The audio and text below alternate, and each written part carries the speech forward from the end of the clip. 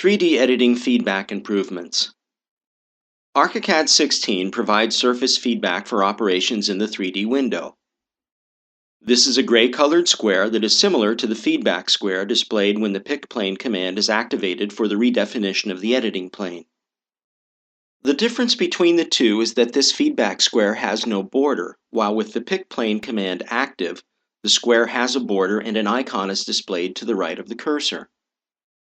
Only one or the other is displayed at any given time, so based on the border and the icon display, you can always decide whether you are seeing a surface feedback or you're supposed to pick an editing plane.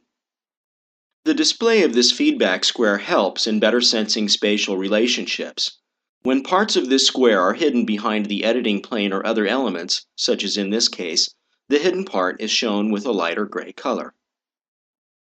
Another improvement is that points found on surfaces during element creation and editing are projected from the sensed point at a node on an edge or surface to the editing plane using a thin dotted projection line, as in this drag operation. Also, there is an angle indication between the rubber band line to the surface point and the editing plane.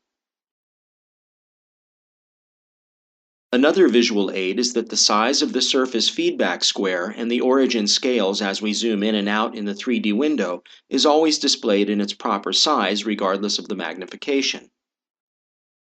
In the case of a construction grid, when we zoom in on the 3D window, additional grid divisions are displayed when the size of the construction grid gets too large for the screen in order to give a better sense of magnification.